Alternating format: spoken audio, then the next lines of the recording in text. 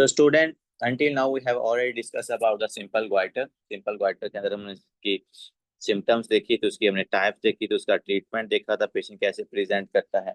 उसके बाद फिर हमने उसका डायग्नोस किया था। डायग्नोस करने के बाद फिर हमने सिंपल गोइटर को ट्रीटमेंट किया था। ट्रीटमेंट के अंदर हमने उसको आयोडीन की डेफिशिएंसी थी वो उसकी फुलफिल की है। फिर हमने T3 और T4 के ऊपर पेशेंट को डाला था। और एट द एंड हमने कहा था कि अगर हमें ये कुछ इंडिकेशंस हैं जो कि सर्जरी की, जैसे कि प्रेशर इफेक्ट देखा था, रिट्रोस्टर्नल गोइटर देखा था, एंजाइटी देखी थी पेशेंट की, और हमने कहा था कि कॉस्मेटिक रीजन भी होता है कुछ यंग फीमेल्स के अंदर, तो उसकी बेस के ऊपर हमने उस पेशेंट के अंदर टोटल थायरॉइडेक्टोमी या सब टोटल थायरॉइडेक्टोमी क्या की थी, परफॉर्म की थी। So today we are going to discuss another important topic, that is a hyperthyroidism. As you know students, hyperthyroidism का क्या मतलब है? It is the over production of your, hyper का मतलब ज्यादा होता है, it is over production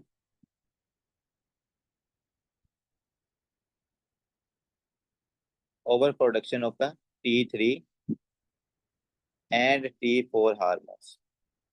T3 और T4 हार्मोन्स की ओवर प्रोडक्शन को हम हाइपरथायरॉइडिज्म कहते हैं। अब ये जो T3 और T4 की तो फॉर्मेशन समझ में आता है कि हाइपरथायरॉइडिज्म में इंक्रीज होती है, बट स्टूडेंट्स आपने ये तीन चीजों को याद रखना होता है जब भी आपने हाइपर या हाइपोथायरॉइडिज्म को एक्सप्लेन करना है ना।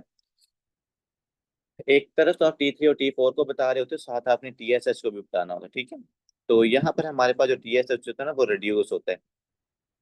TSH इंक्रीज कब होता है? जब आपने T3 और T4 ज्यादा बनाना होता है। जब आपकी बॉडी में ऑलरेडी T3 और T4 ज्यादा है तो आपका जो ब्रेन है वो T3 इसकी TSH की फॉर्मेशन को डिक्रीज करता है। मैंने आपको नेगेटिव फीडबैक लिखवाया था वहां पर बेसिक के अंदर।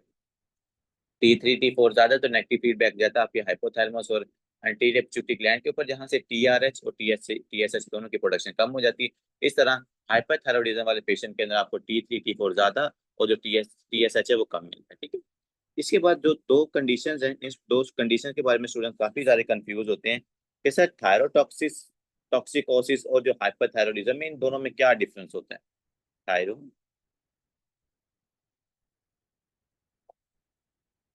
थायरोटॉक्सिकोसिस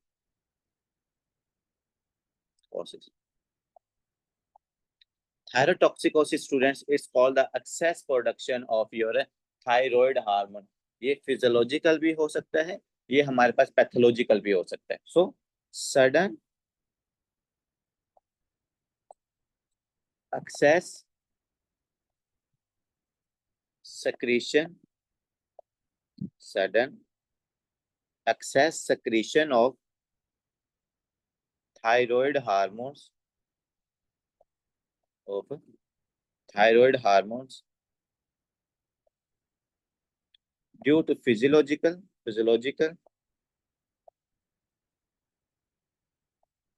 क्या आपकी बॉडी को T3 और T4 की मतलब कि ज्यादा जरूरत पड़ी तो उसने T3 और T4 को ज्यादा बनाना शुरू कर दिया, ठीक है। इसको हम फिजियोलॉजिकल कह रहे हैं।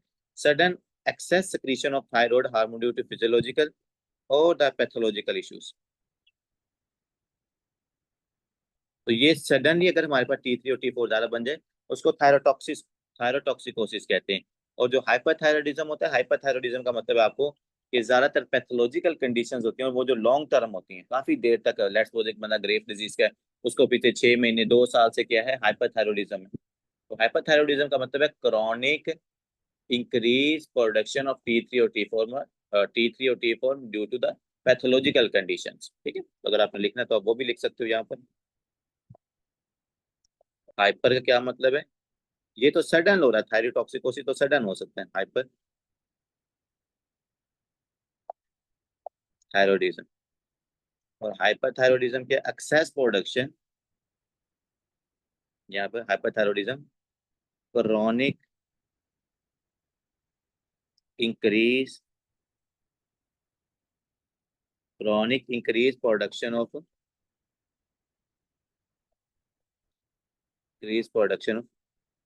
T3 एंड T4 हार्मोन्स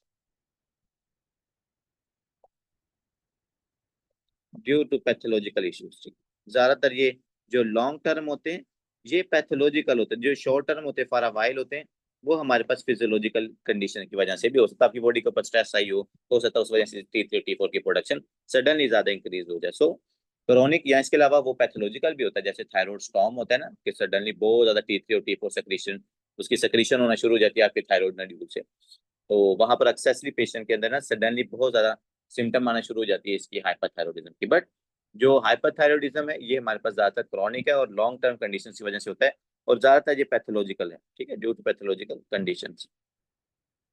जिसमें मैंने आपको एग्जाम्पल भी दिया, टॉक्सिक एडिनोमा हो सकता है या ग्रेव डिजीज हो सकती है। आगे आते हैं कि स्टूडेंट्स कौन कौन से जो हमारे पास कॉजेज हैं जो आपको हाइपरथायरॉयडिज्म काज करवा सकते हैं। You should know the each and every cause of your hyperthyroidism। जैसे कल हमने सिंपल ग्वाइटर के देखे थे ना, क्या क्या कॉजेज हो सकते हैं। वो आयोडाइड की डेफिशिएंसी हो सकती है, वो हमारे पास इनटेक जो है आयोडाइड का वो कम हो सकता है, ट्रैपिंग हो सकती है आयोडाइड की। तो जो आपके ग्वाइटर के कॉजेज, इस तरह हाइपरथायरॉयडिज्म के हमारे पास क्या क्या कॉजेज हो सकते हैं, ये सारे हम यहाँ पर डिस्कस करते हैं।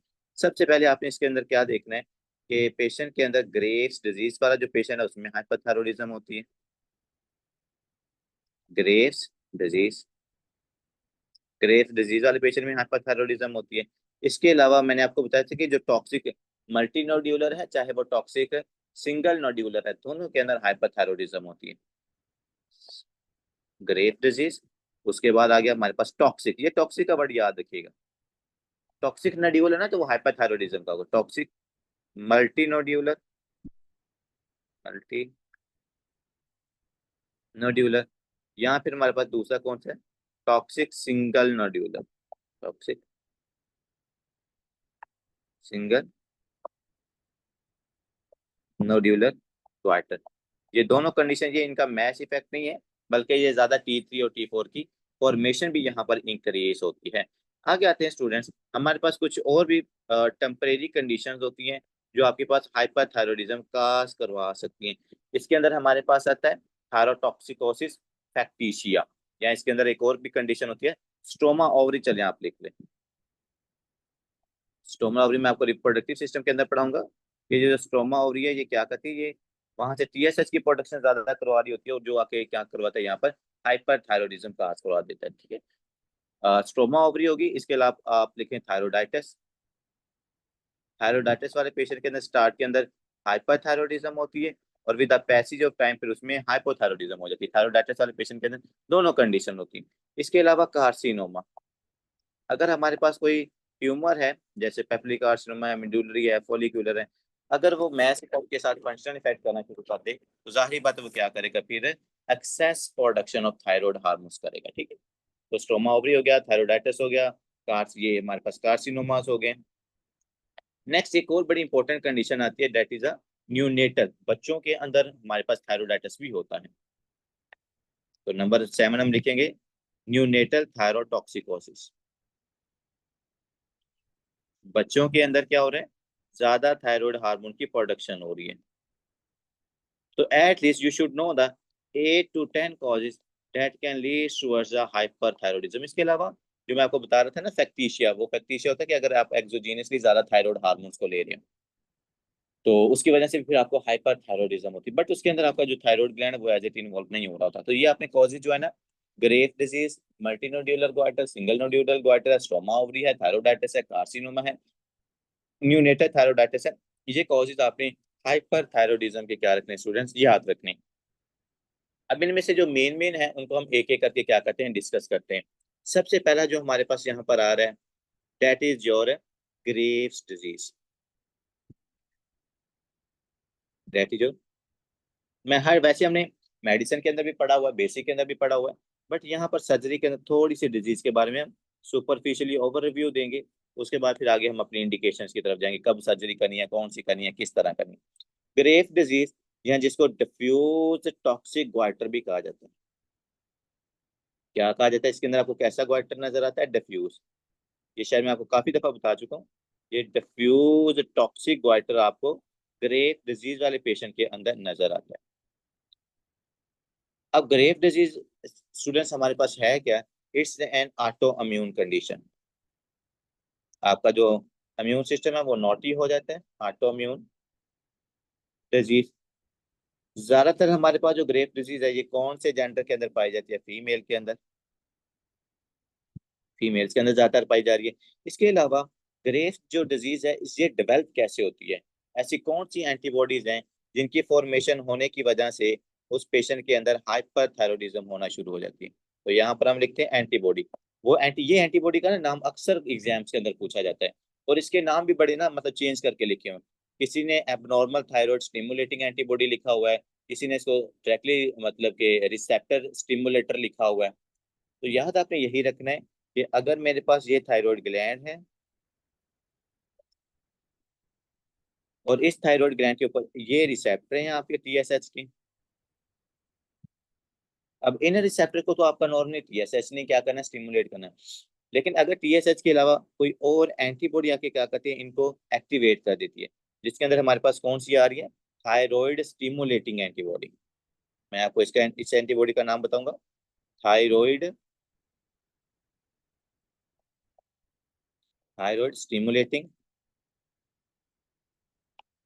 थायराइड स्टिमुलेटिंग ये एंटीबॉडी जब आपके इम्यून सिस्टम के अंदर बन जाती है, थायराइड स्टिमुलेटिंग एंटीबॉडी, ये एंटीबॉडी क्या करेगी स्टूडेंट्स, यहाँ पर डायरेक्टली आकर थायराइड ये टीएसएच की जो रिसेप्टर्स हैं इनको स्टिमुलेट करेगी। जब ये टीएसएच के रिसेप्टर को स्टिमुलेट करेगी, so there is a excess production of your thyroid hormones. तो यहाँ पर जो T3 है और जो T4 है उनकी फॉर्मेशन क्या हो जाती है, इंक्रीज। जब उनकी फॉर्मेशन इंक्रीज हो जाती है, पेशेंट हमारे पास कैसे प्रेजेंट कर रहा होता है, हाइपरथायरॉयडिज्म की सिम्टम के साथ। कौन सी सिम्टम के साथ, हाइपरथायरॉयडिज्म की सिम्टम के साथ। उसके अंदर हमारे यहाँ पर ना ग्रेव्स ऑप्थेल्मोपैलेजी होती है, मतलब इस पेशेंट का जो ग्रेव डिजीज का पेशेंट होता है ना, इसकी आईज बहुत ज्यादा बल्ज होती हैं, इसकी आईज बहुत ज्यादा बल्ज होती हैं। वो उसको जाके हम इसका रीजन भी देखेंगे कि इसकी बल्जिंग ऑफ आईज क्यों हो रही है, या इस पेशेंट के अंदर लिड लैगिंग क्यों हो रही है, या जो इसकी आईज है वो बाहर आके बल्ज क्यों हो रही है। ये सारी आगे जाके हम कंडीशंस पढ़ेंगे, बट यहाँ पर आपको पता होना चाहिए कि इस पेशेंट के अंदर सबसे जो इंपॉर्टेंट आपको सिम्टम नजर आती है वो है आइज ऑप्थेल्मोपैथी। ऑप्थेल्मो मैं आपको इसलिए कह रहा हूँ कि हम थोड़ा थोड़ा आपको डिजीज के बारे में साथ साथ बताते रहेंगे। ऑप्थेल्मो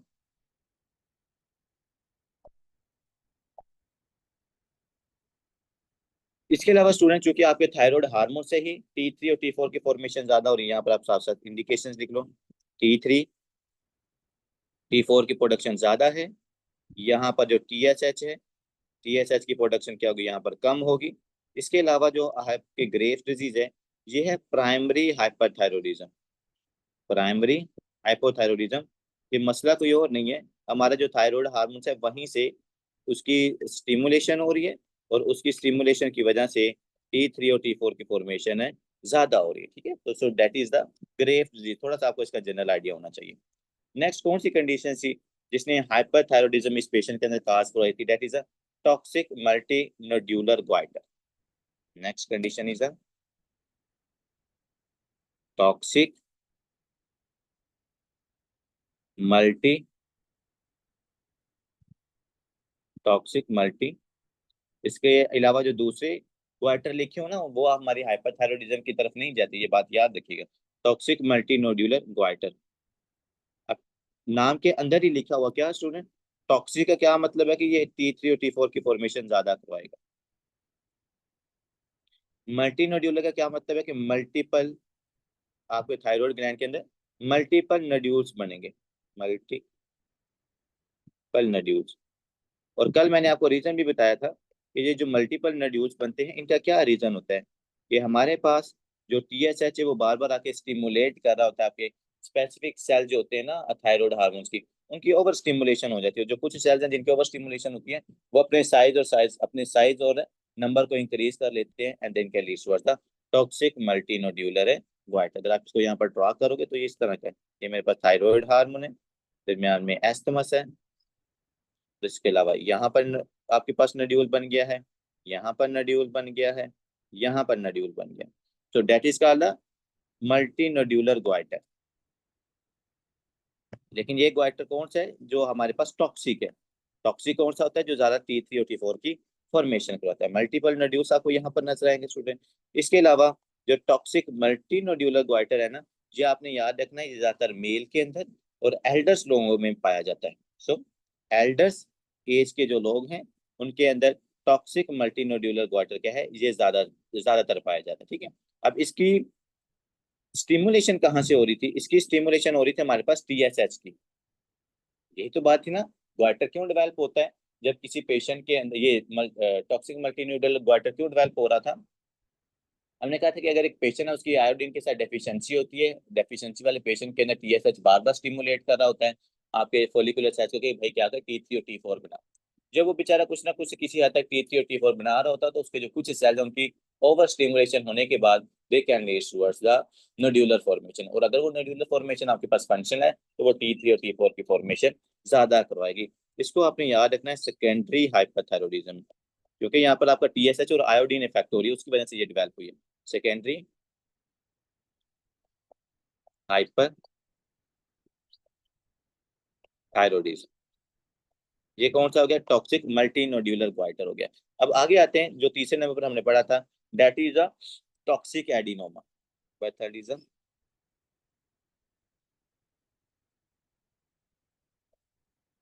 नंबर थर्ड टॉक्सिक एडिनोमा। अब टॉक्सिक एडिनोमा में क्या था कि उस पेशेंट के अंदर टॉक्सिक एडिनोमा मतलब सिंगल नोड्यूलर भी इसको कहा जाता है, यहाँ पर आप लिखो टॉक्सिक एडिनोमा या toxic single nodule, toxic single nodule. Toxic single nodule है तो अगर मेरा ये थायराइड ग्लैंड है तो थायराइड ग्लैंड के एक एरिया के अंदर क्या बना होगा? इतना बड़ा सारा नोड्यूल बना होगा। और ये कौन सा नोड्यूल है? ये टॉक्सिक है। अगर ये टॉक्सिक है तो इसका मतलब ही क्या होगा students? It will increase the production of T3, it will increase the production of T4 and it will decrease the TSH। जब T3 और T4 की फॉर्मेशन ज्यादा हो जाएगी तो हमारे पास जो TSH है उसकी फॉर्मेशन फिर कम हो जाती है। ठीक है, तो that is a toxic adenoma. अब टॉक्सिक एडिनोमा का एक और नाम भी है, इसको प्लमर्स डिजीज भी कहा जाता है। अगर आपने याद रखना है तो याद रख लें। वैसे प्लमर्स डिजीज, जैसे हमने पढ़ा था ना प्लमर विंसेंट सिंड्रोम, अगर आपको याद हो, वो एसोफिजियल रप्चर वाला, वो एसोफिजियल वेब वाला, उसके बाद आयरन डेफिशिएंसी की एनीमिया, उस आयरन डेफिशिएंसी एनीमिया उस पेशेंट को हो जाता है। तो प्लमर विंसेंट सिंड्रोम डिफरेंट है, प्लमर्स डिजीज जो है वो आपका सॉरी स्टूडेंट, जो प्लमर्स डिजीज है आपकी, ये आपका टॉक्सिक एडिनोमा है। टॉक्सिक एडिनोमा के बारे में काइंडली याद रखिएगा, जैसे हमारे पास टॉक्सिक मल्टीनोड्यूलर ग्वाटर आपको बूढ़े लोगों में नजर आता है ना, टॉक्सिक एडिनोमा आपको यंग पॉपुलेशन में नजर आता है। ठीक है, यंग पेशेंट्स आएंगे यहाँ पर इस पेशेंट के साथ। तो ये कुछ बातें आपने इसके बारे में याद रखनी है। इसके अलावा नेक्स्ट आते हैं कि what is the fourth condition that can lead towards the hyperthyroidism. हम असल में हाइपरथायरॉयडिज्म की सारी कॉजेज को थोड़ा थोड़ा डिस्कस करें ना, तो हम आगे आते हैं कि जो फोर्थ कॉज है आपके हाइपरथायरॉयडिज्म का वो कौन सा हो सकता है। तो उसमें हम लिखते हैं थायरोटॉक्सिकोसिस, के सडनली हमारे पास इंक्रीज होता है T3 और T4। थायरोटॉक्सिकोसिस फैक्टीशिया, अब ये जो थायरोटॉक्सिकोसिस फैक्टीशिया होता है ना, ये होता है कि अगर कोई पेशेंट है बहुत ज्यादा टी सॉरी अगर कोई पेशेंट क्या करता है बहुत ज्यादा T4 की डोजेज ले लेता है। जैसे ये बड़ी कॉमन चीज है, आपको पता है ये थायरोक्सिन की वजह से वेट लॉस होता है, और जो फीमेल्स होती हैं उनको तो बड़ा क्रेज होता है कि वो अपना क्या करें, वेट लॉस करें। उसी चक्कर में वो क्या करती हैं, ज्यादा थायरोक्सिन लेना शुरू कर देती हैं। जब वो ज्यादा थायरोक्सिन लेती हैं तो उसकी वजह से क्या होता है, फीमेल्स के अंदर हाइपरथायरॉयडिज्म की सिम्टम आना शुरू हो जाती हैं। सो थायरोटॉक्सिकोसिस या थायरोटॉक्सिकोसिस फैक्टेशिया क्या है? एक्सोजीनस, बाहर से, exogenous excess intake, excess intake of thyroxine, कि बाहर से ज्यादा थायरोक्सिन लेना शुरू कर देती हैं फीमेल, और उसका पर्पस क्या होता है? वेट लॉस, कि हमारा जल्दी जल्दी वेट लॉस हो, वेट लॉस। बट ये अब्यूज होता है जब आप बाहर से ज्यादा T3 और T4 ले रहे हो। देखो थायरोक्सिन हो गए, थायरोक्सिन होता है T4, ये कन्वर्ट होता है फिर T3 के अंदर। जब T3 में कन्वर्ट होता है तो ये T4 T3 तो इसकी एक्टिव फॉर्म है ना, तो अगर ये एक्टिव फॉर्म के अंदर कन्वर्ट होगा तो पेशेंट के अंदर आपको हाइपरथायरॉयडिज्म के सिम्टम आना शुरू हो जाते हैं। ठीक है, so thyrotoxicosis factitia is also the cause of your hyperthyroidism. Next students आते हैं कि और क्या कंडीशंस हैं जो पेशेंट के अंदर हाइपरथायरॉयडिज्म काज करवा सकती है। ये बहुत इंपॉर्टेंट है, that is a thyroiditis. Thyroiditis, अब थायरोडाइटिस वाले पेशेंट के अंदर थायरोडाइटिस इन्फ्लामेशन होती है जब आपके थायराइड ग्लैंड के अंदर ना, तो थायरोडाइटिस वाले पेशेंट के अंदर किस तरह हाइपरथायरॉयडिज्म होती है, जरा बात को समझिएगा। अगर मेरे पास ये थायराइड ग्लैंड है और थायराइड ग्लैंड के अंदर क्या हो चुकी है, इन्फ्लामेशन, ये सारी इन्फ्लामेशन। जब इन्फ्लामेशन होगी तो यहाँ पर जो आपके फोलिकुलर सेल्स है ना, ये फोलिकुलर सेल्स का हो गया क्या, रप्चर। फोलिकुलर सेल्स रप्चर होते हैं। अब जब फोलिकुलर सेल्स यहाँ पर रप्चर होते हैं तो इनके रप्चर होने की वजह से जो स्टोरेज फॉर्म के अंदर आपने T3 और T4 रखा था वो कहाँ पर आ जाएगा, ब्लड सर्कुलेशन के अंदर। इन्फ्लामेशन हुई, इन्फ्लामेशन की वजह से फोलिकुलर सेल्स का रप्चर हुआ। जब फोलिकुलर सेल्स का रप्चर होगा तो जो T3 और T4 सर्कुलेशन में आ जाएगा। जब T3 और T4 सडनली सर्कुलेशन के अंदर आता है तो उस पेशेंट के अंदर हाइपरथायरॉयडिज्म की सिम्टम्स आती हैं। बट थायरोडाइटिस में याद रखिएगा, पहले स्टार्ट के अंदर हाइपरथायरॉयडिज्म की सिम्टम आती हैं, आफ्टर दैट वो पेशेंट के अंदर हाइपो की सिम्टम आती हैं, क्योंकि वो अपना सारा जो थायराइड होता है उसको रिलीज कर रहा होता है। स्टार्ट के अंदर हाइपर की सिम्टम आती हैं, फिर उस पेशेंट के अंदर हाइपो की सिम्टम्स आती हैं। ठीक है, तो ये T3 और T4 की फॉर्मेशन ज्यादा आ रही है, उसके जितने भी सेल थे ना इन्फ्लेम्ड वो सारे रप्चर, उसने सारा कुछ अपना लौटा दिया। तो अर्ली स्टेजेस में आप यहाँ रखना T3 T4 ज्यादा होते हैं, और लेट स्टेजेस के अंदर जो T3 और T4 होता है ये कम हो जाता है, और ये बड़ा मतलब इसको डायग्नोस करना थोड़ा सा टफ हो जाता है, क्योंकि दोनों टाइप्स की जो सिम्टम्स होती हैं वो उस पेशेंट के अंदर आपको प्रेजेंट नजर आती हैं, हाइपरथायरॉयडिज्म की भी और हाइपोथायरॉयडिज्म की। लेकिन इसको आपने फिर इस तरह देखना है कि पेशेंट की इनिशियल सिम्टम क्या है, और इसी को तो वो जो हम रेडियो एक्टिव आयोडीन स्कैन करते हैं ना, एक्चुअली में ये थायरोडाइटिस को डायग्नोस करने के लिए किया जाता है, क्योंकि पेशेंट में सिम्टम हाइपर की आ रही होती हैं, उधर से रेडियो एक्टिव आयोडीन स्कैन के ऊपर लेस इनटेक आ रहा होता है आपके थायराइड ग्लैंड का, तो उसका हमें पता चल जाएगा कि भाई थायराइड ग्लैंड इतना फंक्शनल नहीं है, वो सिर्फ टेम्परेरी टाइम की तरफ रप्चर हुए हैं उसके फॉलिकुलर सेल। तो ये एक तरफ आपने लिखना है हाइपर और दूसरी तरफ आपने लिखना है हाइपो। अब ये जो हाइपर है इसको आपने लिखना है अर्ली सिम्टम्स। पेशेंट के अंदर जो अर्ली सिम्टम आएंगी वो हाइपर की आती हैं, और फिर जो लेट सिम्टम्स आती हैं पेशेंट के अंदर, लेट सिम्टम्स, वो लेट सिम्टम आती हैं हाइपो की, क्योंकि जितना भी वो T3 और T4 सर्कुलेशन में जाता है ना वो सारा यूटिलाइज हो जाता है, फिर आपको डेफिशिएंसी हो जाती है थायराइड की। आगे आते हैं कौन सी कंडीशन थी जिसने हाइपरथायरॉयडिज्म काज करवाया है, वो आपका था कार्सिनोमा। कि अगर हमारे पास कोई फंक्शनल ट्यूमर बन जाता है जो क्या कहता है ज्यादा थायराइड हार्मोन्स की प्रोडक्शन करना शुरू कर दे, तो उसको हम क्या कहते हैं, that is called the carcinoma. ठीक है, so carcinoma can also produce the T3 और T4, it can produce thyroid hormones, but rare होता है, कोई इतना ज्यादा कॉमन नहीं, it can produce thyroid hormones. क्योंकि हमने फॉलिकल भी पढ़ा है, और इसके अगर आप कुछ नाम लिखना चाहो तो ये हम लिख सकते हैं यहाँ पर, पेपिलरी कार्सिनोमा। मैं ये नहीं कह रहा कि हर दफा वो रिलीज करते हैं, वो कह रहे कभी कभी बहुत रेयर कंडीशन है जहां पर हमारे पास जो थायराइड के कार्सिनोमा है ना, पेपिलरी कार्सिनोमा, मेडुलरी कार्सिनोमा,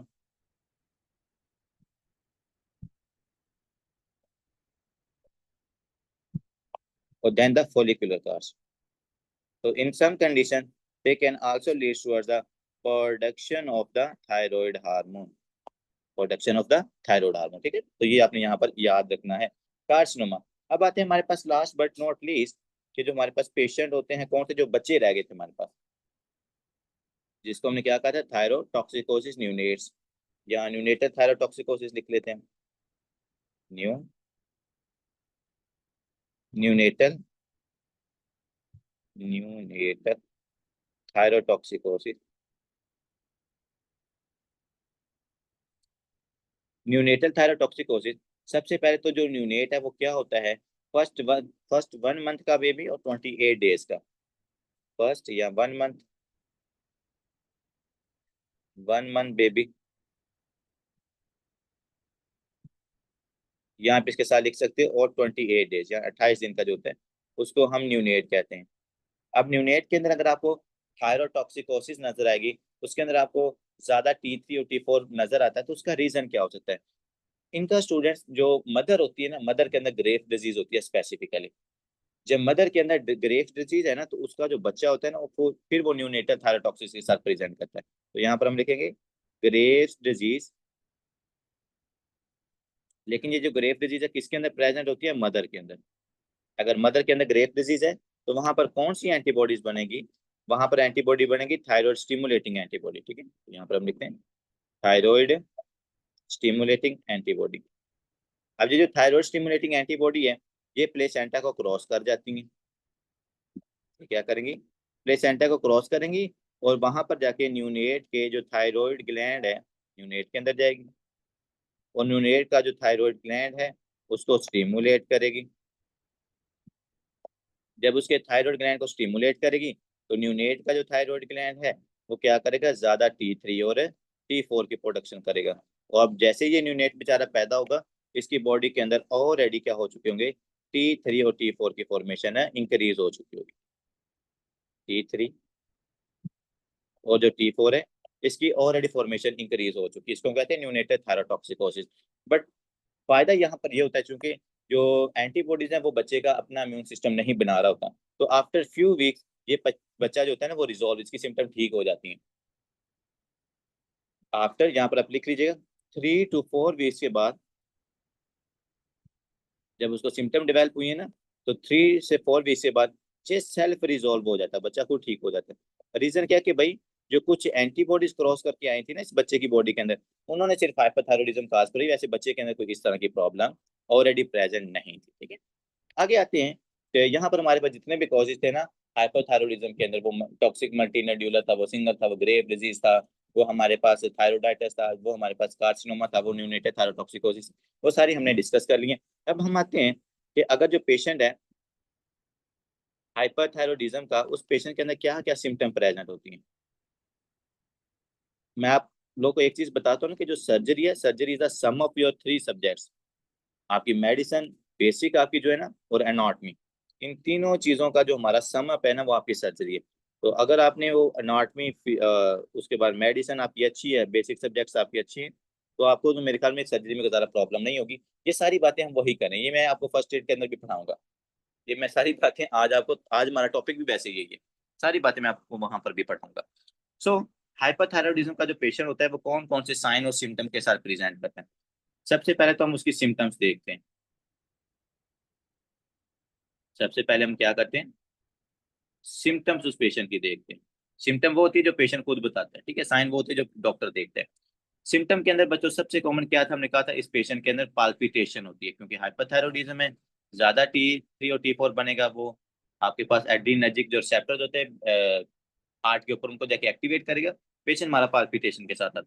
इसके अलावा पेशेंट से हीट इंटॉलरेंस नहीं होगी, क्यों, क्योंकि T3 और T4 क्या करवाते हैं, बेसिक मेटाबॉलिक रेट को इंक्रीज करवाते हैं। बेसिक मेटाबॉलिक रेट इंक्रीज होगी तो एटीपी की प्रोडक्शन ज्यादा होगी, जिसकी वजह से इस पेशेंट के अंदर आपको हीट इंटॉलरेंस नजर आती है।